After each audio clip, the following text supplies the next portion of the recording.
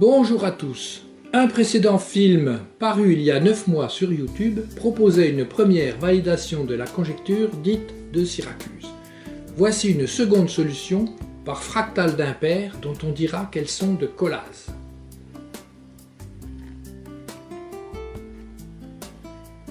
On rappelle le langage utilisé en apportant la modification suivante. On remplace J0 égale 6i par J0 égale 6i plus 6 parce que nous serons amenés à retrancher 1 de J0. Et nous savons que le vol d'un entier naturel appartenant à grand N atterrit sur 1, excluant ainsi le 0. Les entiers pairs seront désormais définis par 2i plus 2 au lieu de 2i et les multiples de 6 par 6i plus 6 au lieu de 6i. Dans la précédente vidéo furent établies entre impairs trois relations génératrices de l'arborescence. Nous avons vu que par une montée forte 2i plus 1 génère 8i plus 5, par une montée douce 6i plus 1 génère 8i plus 1 et que par une descente 6i plus 5 génère 4i plus 3.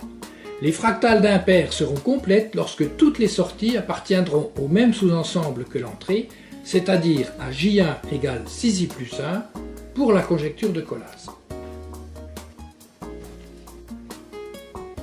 On compare la fractale à une navette spatiale. Situé à gauche de l'image, le bord d'attaque ou nœud d'entrée grand A est le point le plus proche du tronc de l'arbre. Le point H0 est atteint par une montée forte, tandis que le point B1 est atteint par une montée douce. Les bords de fuite seront les points les plus bas des rampes descendantes et appartiennent soit à J1, soit à J3. Dans ce second cas, on applique une montée forte pour obtenir la sortie aileron de queue. Tous les points appartenant à J5, en rouge, subiront une double montée forte pour atteindre les extrémités des suspentes de parachute. La fractale représentée sur l'image est dite de type 2A. 2 parce que deux séquences descendantes sur la rampe extrado et petit a parce que l'aileron de queue est long. La représentation par deux rampes descendantes visualise bien la méthode dite du vol, puisque les montées passent par une rampe ou par l'autre pour converger ensuite vers le bord d'attaque grand A. Dans le sens de l'arborescence, cette représentation illustre les deux branches, montée forte et montée douce, partant de tout point appartenant à J1 égale 6i plus 1. Le remplacement des rampes descendantes par une succession de V va nous conduire vers la démonstration de la conjecture. On observe que si on ajoute une unité aux valeurs numériques impaires du zigzag, on obtient les successeurs pairs qu'il suffit de diviser par 3 pour passer de H0 plus 1 à B1 plus 1, puis de multiplier par 2 pour passer de B1 plus 1 à H1 plus 1. Si H1 plus 1 est divisible par 3, apparaît alors un nouveau V de descente et ce processus se répète jusqu'à ce que HK plus 1 ne soit plus divisible par 3. Tableur illustrant les rampes descendantes exprimées par grand I plus 1 pour petit i égale 3j de la fractale dite 1a. On observera le V 6, 2, 4 que l'on retrouve à chaque ligne à une constante près. Cheminement de la rampe descendante exprimé par i plus 1. En factorisant, on fait apparaître le V 6, 2, 4 et la constante 12j plus 1 que l'on désigne par constante d'autosimilarité, terminologie empruntée au professeur Benoît Mandelbrot. En retranchant une unité à chacune des valeurs du zigzag, on retrouve les impairs cherchés. Enfin, on complète la fractale en appliquant des montées fortes jusqu'à l'obtention des sorties appartenant à J1 égale 6K plus 1. Tableur illustrant les rampes descendantes exprimées par grand I plus 1 pour petit i égale 9j plus 8 de la fractale dite 2a. On observera que ce tableur comporte 2v de descente. Cheminement de la rampe descendante exprimé par grand I plus 1. En factorisant, on fait apparaître le premier V 18, 6, 12, qualifié par la constante d'autosimilarité 12j plus 11, puis le second V 12, 4, 8, qualifié par la même constante 12j plus 11. En retranchant une unité à chacune des valeurs du zigzag, on retrouve les impairs cherchés. On complète la fractale en appliquant des montées fortes jusqu'à l'obtention des sorties appartenant à J1 égale 6K plus 1.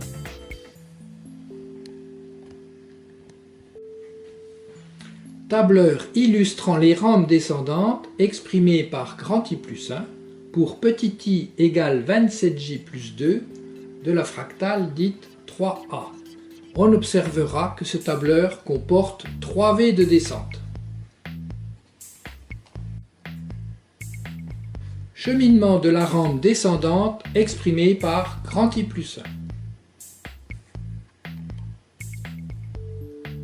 1. En factorisant, on fait apparaître le premier V 54, 18, 36, puis le second V 36, 12, 24 et enfin le troisième V 24, 8, 16.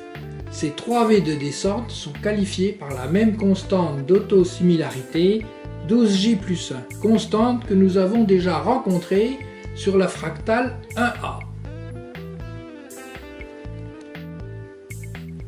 En retranchant une unité à chacune des valeurs du zigzag, on retrouve les impairs cherchés.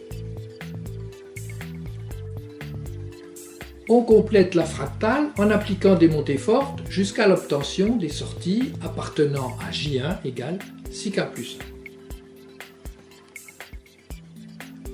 Tableur illustrant les rampes descendantes exprimées par grand I plus 1 pour petit i égale 81j plus 74 de la fractale dite 4a, on observera que ce tableur comporte 4v de descente.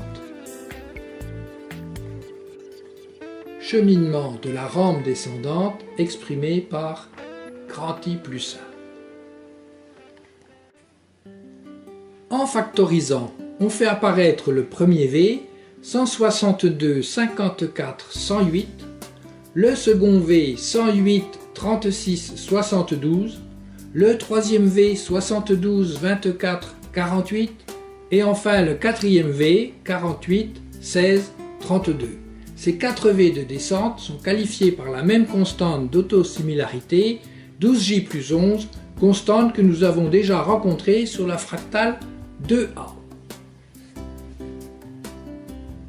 En retranchant une unité à chacune des valeurs du zigzag, on retrouve les impairs cherchés. On complète la fractale en appliquant des montées fortes jusqu'à l'obtention des sorties appartenant à J1 égale 6K plus 1. Déjà vu sur la vidéo précédente, de l'aspect périodique des entiers naturels, on retiendra essentiellement la multiplication de la période par 3 et la contrainte consistant à respecter les quipartitions des phases. Non, ce n'est pas de la magie mais du simple bon sens. Pour J appartenant à grand N, si on écrit petit i égale 3J ou exclusivement 3J plus 1, il ne nous manque que les termes en 3J plus 2. En multipliant la période par 3, on remplace 3j plus 2 par 9j plus 5 ou exclusivement 9j plus 8. Ne manquent alors que les termes en 9j plus 2. On multiplie à nouveau la période par 3 pour remplacer 9j plus 2 par 27j plus 2 ou exclusivement 27j plus 11. Ne manquent alors que les termes en 27j plus 20 que l'on remplace par 81J plus 47 ou exclusivement 81J plus 74. Ne manquent alors que les termes en 81J plus 20, et ainsi de suite.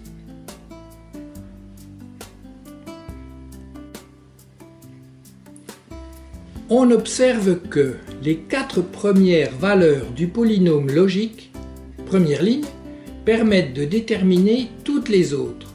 On obtient la deuxième ligne en multipliant la première par 9 et en ajoutant 2. Puis la troisième ligne en multipliant la deuxième par 9 et en ajoutant 2. Et ainsi de suite. On observera la validité du calcul pour les termes manquants dont la phase phi est liée à la période grand T par la relation phi égale grand T moins 1 le tout sur 4. En effet, 2 est le quart de 9 moins 1, 20 le quart de 81 moins 1, 182 le quart de 729 moins 1, etc. Chaque terme de ce polynôme logique, lequel est de longueur infinie, représente l'indice i permettant de calculer l'altitude de tous les points de la fractale qu'il représente. On observera également que chacune des 4 colonnes possède sa constante d'autosimilarité. On obtient tous les sommets de rampe descendante exprimés par grand I plus 1. Ici, les 4 fractales de base 1A, 1B, 2B et 2A apparaissent en première colonne. Observez la multiplication par 9 lorsque l'on passe d'un type n à un type n plus 2. Partant d'un sommet de V exprimé par grand I plus 1, une division par 3 fournit le fond de V, puis une multiplication par 2 fournit l'extrémité de l'aile droite du V, qui sera un nouveau sommet de V si la valeur trouvée est divisible par 3. D'où l'on déduit que la longueur d'une rampe descendante est égale au niveau de ternarité petit t de son sommet exprimé par grand I plus 1. Si on construit un tableur au moyen de la première ligne, les termes manquants seront 9J plus 2 égale 2, 11, 20, etc. dont le plus petit terme manquant, PPTM, 2, apparaît en tête dans la ligne suivante pour J égale 0. Si on construit le tableur au moyen des 2 premières lignes, les termes manquants seront 81J plus 20 égale 20, 101, 182, etc.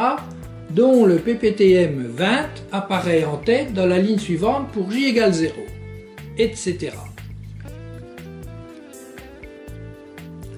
Le PPTM 182 apparaîtra en tête dans la 4e ligne pour J égale 0 et le PPTM suivant sera 1640 égale 9 puissance 4 moins 1 le tout sur 4. À la 7e ligne, on aura PPTM égale 9 puissance 7 moins 1 le tout divisé par 4 égale 1 195 742, soit plus de 10 puissance 6. À partir de cette valeur, on peut calculer l'altitude de tous les points de la plus petite fractale manquante. A égale 6i plus 1, H0 égale 24i plus 5, H0 plus 1 égale 2 fois 3 puissance 15. On obtient une fractale de type 15A dont les bords de fuite sont B15 égale 2 puissance 15 moins 1 appartenant à J1 et H15 égale 2 puissance 16 moins 1 appartenant à J3. Le domaine de définition est tronqué par le PPTM. Le nombre de lignes pouvant tendre vers l'infini, le plus petit terme manquant sera repoussé vers l'infini. Lorsque l'on applique la conjecture, on choisit un entier quelconque qui, aussi grand soit-il, est obligatoirement fini. S'il est pair, on le divise par 2 autant de fois que nécessaire, jusqu'à l'obtention d'un impair qui sera donc fini et inférieur à un PPTM donné. Les permutations circulaires d'appartenance aux 3 types d'impairs. On observe que les descendants de 2i plus 1, 6i plus 1 et 6i plus 5 ont des périodes puissance de 2 en l'occurrence 8 et 4. Ajouter 6 ou un multiple de 6 à un impair quelconque exprimé en base 6 conserve l'appartenance du résultat à l'ensemble de départ. Ajouter 8, c'est ajouter 6, puis ajouter 2. Ajouter 2 à un impair quelconque, c'est passer de J1 à J3, ou de J3 à J5, ou de J5 à J1. C'est faire une permutation circulaire dans le sens direct. Ajouter 4, c'est ajouter 6, puis retrancher 2. Retrancher 2 à un impair quelconque, c'est passer de J1 à J5, ou de J5 à J3, ou de J3 à J1. C'est faire une permutation circulaire dans le sens rétrograde.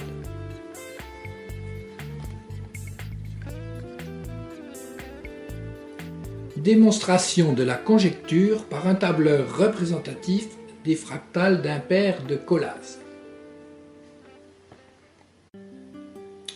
Tableur représentatif des rampes descendantes. On part de H0 plus 1 égale 24i plus 6 et on observe que le nombre de V de descente est égal au niveau de ternarité petit t de 24i plus 6.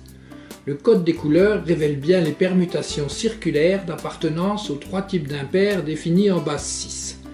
Dans la colonne B1, le pas d'incrémentation de 8 devient par type d'impair 3 fois 8 égale 24 égale 4T0. D'où la fréquence d'apparition 1 sur 4 pour chaque type d'impair. Le même raisonnement conduit à la fréquence d'apparition 1 sur 8 dans la colonne H1. Si B1 et H1 appartiennent à J5, c'est-à-dire pour I égale 3J plus 2, ligne sur fond coloré, alors apparaît un V supplémentaire. Quand on se décale d'un V vers la droite, les périodes sont doublées par rapport au V précédent, et conséquemment les fréquences d'apparition sont divisées par 2. Fréquence d'apparition de chacun des trois types d'impairs dans V1, 1 quart plus 1 huitième égale 3 huitièmes. Fréquence d'apparition dans V2, 3 16e, dans V3, 3 32e, etc. La somme des fréquences d'apparition de chacun des trois types d'impairs sera S égale 3 quarts, facteur de 1,5 plus 1 quart plus 1 huitième plus etc. Or, le crochet tend vers 1 lorsque le nombre de V tend vers l'infini, et S tend donc vers 3 quarts. Cette première partie du tableur, que l'on imagine infinie tant en ligne qu'en colonne, contient les 3 quarts de chacun des trois types d'impairs exprimés en base 6. Il ne nous manque donc plus que le quart de chacun des trois types d'impairs. En ce qui concerne les éléments de J5 en rouge, le quart manquant est dans la colonne H0 égale 24i plus 5. Extension du tableur aux éléments de J3. On observe que par une montée forte 4i plus 1, tous les éléments des rampes descendantes appartenant à J5 génèrent un élément de J3. La multiplication par 4 de la période concernant les éléments de J5 pour obtenir la période des éléments de J3 va se traduire par une division par 4 de la fréquence d'apparition des éléments de J3. Les 3 quarts facteurs de 1,5 plus 1 quart plus 1 huitième plus etc. sont remplacés par 3 16e facteurs de 1,5 plus 1 quart plus 1 huitième plus etc. Et le quart de la colonne H0 est remplacé par le 16e de la colonne F0. Au final, 3 16e plus 1 16e égale le quart manquant des éléments de J3.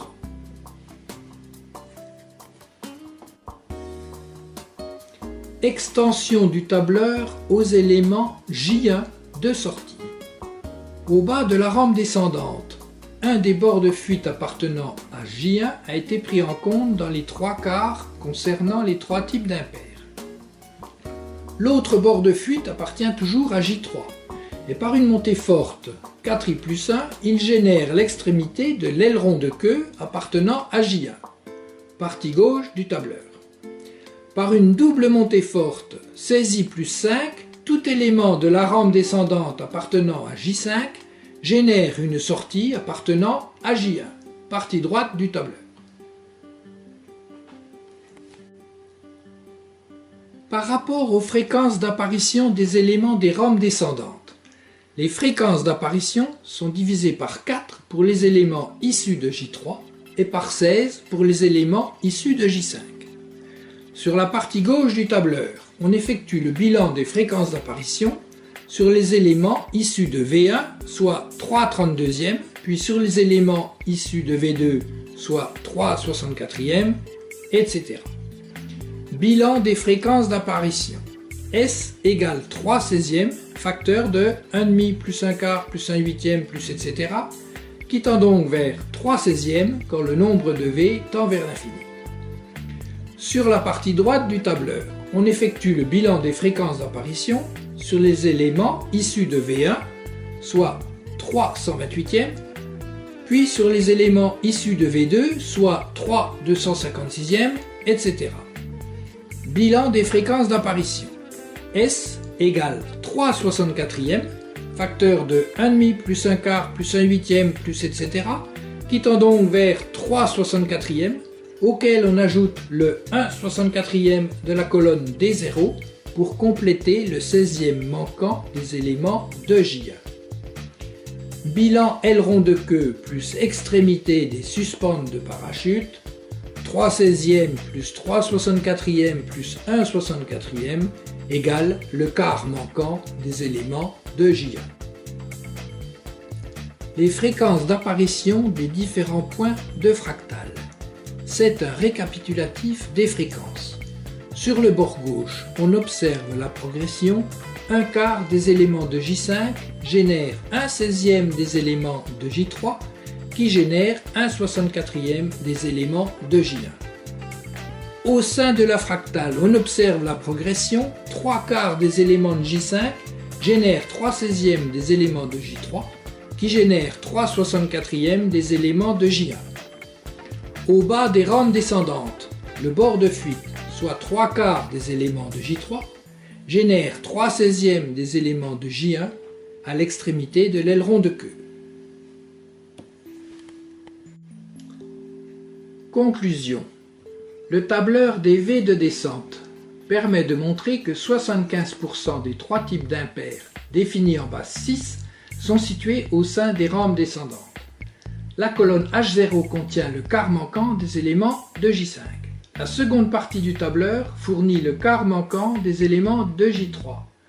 Enfin, la troisième partie du tableur fournit le quart manquant des éléments de J1, situés côté sortie de fractal, aux extrémités des ailerons de queue et des suspentes de parachute. Grâce au fractal d'impair de Collas, et sachant que tous les entiers pairs sauf 0 sont des descendants des impairs, la conjecture est vérifiée pour tout entier naturel fini.